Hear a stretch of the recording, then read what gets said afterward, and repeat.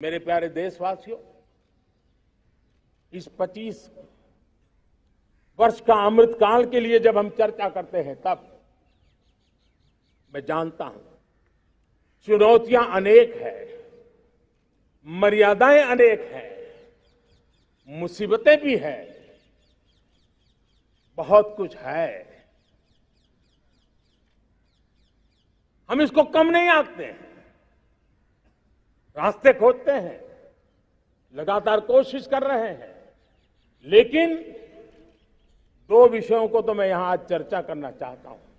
चर्चा अनेक विषयों पर हो सकती है, लेकिन मैं अभी समय की सीमा के कारण दो विषयों पर चर्चा करता हूं। और मैं मानता हूं हमारे इन सारी चुनौतियों को कारण, विकृतियों के कारण, बीमारियों के कारण इस 25 साल का अमृतकाल, उस पर शायद अगर हमने समय रहते नहीं चेते, समय रहते समाधान नहीं किए, तो वो ये विकराल रूप ले सकते हैं। और इसलिए मैं सबकी चर्चा न करते हुए दो पर जरूर चर्चा करना चाहता हूं। एक है भ्रष्टाचार, दूसरा है भाई भतीजावाद, परिवारवाद। भारत जैसे लोकतंत्र में जहां लोग गरीबी से जूझ रहे हैं, जब ये तरफ से देखते हैं कि एक तरफ वो लोग हैं जिनके पास रहने के लिए जगह नहीं है, दूसरी तरफ वो तरफ लोग हैं जिनको अपना चोरी किया हुआ माल रखने के लिए जगह नहीं है। ये स्थिति अच्छी नहीं है। और इसलिए हमें भ्रष्टाचार के खिलाफ पूरी ताकत से लड़ना है। पिछले 8 वर्षों में डायरेक्ट बेनिफिट ट्रांसफर के द्वारा, आधार, मोबाइल, इन सारे आधुनिक व्यवस्थाओं का उपयोग करते हुए 2 लाख करोड़ रुपए जो गलत हाथों में जाते थे, उसको बचा करके देश की भलाई के लिए काम लगाने में हम सफल हुए हैं। जो लोग पिछली सरकारों में बैंकों को लूट लूट करके भाग गए, उनकी संपत्तियां जब्त कर करके वापस लाने की कोशिश कर रहे हैं। कईयों को जेलों में जीने के लिए मजबूर करके रखा हुआ है। हमारी कोशिश है जिन्होंने देश को लूटा है उनको लौटाना पड़े, वो स्थिति हम पैदा करेंगे। भाइयों बहनों, अब भ्रष्टाचार के खिलाफ मैं साफ देख रहा हूं कि हम एक निर्णायक कालखंड में कदम रख रहे हैं। बड़े बड़े चमरबंदी भी बच नहीं पाएंगे। इस मिजाज के साथ भ्रष्टाचार के खिलाफ एक निर्णायक कालखंड में अब हिंदुस्तान कदम रख रहा है। और मैं लाल किले की प्राचीर से बड़ी जिम्मेवारी के साथ कह रहा हूं।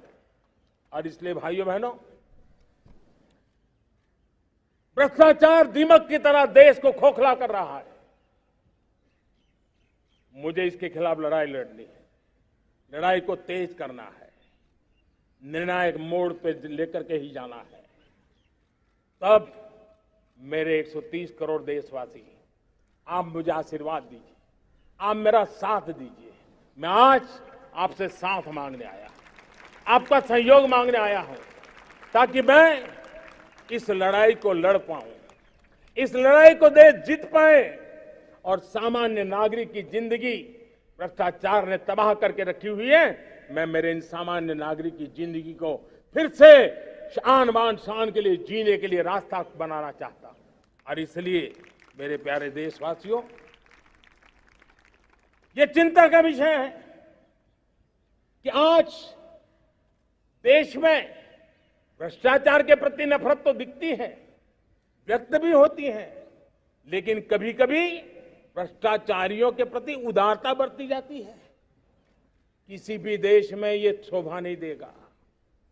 और कई लोग तो इतनी बेशर्मी तक चले जाते हैं कि कोर्ट में सजा हो चुकी हो, भ्रष्टाचारी सिद्ध हो चुका हो, जेल जाना तय हो चुका हो, जेल गुजार रहे हो, उसके बावजूद भी उनका महिमा मंडन करने में लगे रहते हैं, उनकी शान शौकत में लगे रहते हैं, उनकी प्रतिष्ठा बनाने में लगे रहते हैं। अगर जब तक समाज में गंदगी के प्रति नफरत नहीं होती है, स्वच्छता की चेतना जगती नहीं है। जब तक भ्रष्टाचार और भ्रष्टाचारी के प्रति नफरत का भाव पैदा नहीं होता है, सामाजिक रूप से उसको नीचा देखने के लिए मजबूर नहीं करते, तब तक एक मानसिकता खत्म होने वाली नहीं है। और इसलिए भ्रष्टाचार के प्रति भी और भ्रष्टाचारियों के प्रति भी हमें बहुत जागरूक होने की जरूरत है। दूसरी एक चर्चा मैं करना चाहता हूं, भाई भतीजावाद। और जब मैं भाई भतीजावाद, परिवारवाद की बात करता हूं तो लोगों को लगता है मैं सिर्फ राजनीतिक क्षेत्र की बात करता हूं। जी नहीं, दुर्भाग्य से राजनीतिक क्षेत्र की उस बुराई ने हिंदुस्तान की हर संस्थाओं में परिवारवाद को पोषित कर दिया है। परिवारवाद हमारी अनेक संस्थाओं को अपने में लपेटे हुए है और उसके कारण मेरे देश की टैलेंट को नुकसान होता है, मेरे देश के सामर्थ्य को नुकसान होता है। जिनके पास अवसर की संभावनाएं हैं, वो परिवारवाद, भाई भतीजे के बाद बाहर रह जाता है। भ्रष्टाचार का भी कारण ये भी एक बन जाता है, ताकि उसका कोई भाई भतीजे के कार्य आसरा नहीं है तो लगता है चलो भाई कहीं से खरीद करके के जगह बना लूं। इस परिवारवाद से, भाई भतीजावाद से हमें हर संस्थाओं में एक नफरत पैदा करनी पड़ी होगी, जागरूकता पैदा करनी होगी, तब हम हमारी संस्थाओं को बचा पाएंगे। संस्थाओं के उज्जवल भविष्य के लिए बहुत आवश्यक है। उसी प्रकार से राजनीति में भी परिवारवाद ने देश के सामर्थ्य को सबसे सारा अन्याय किया है।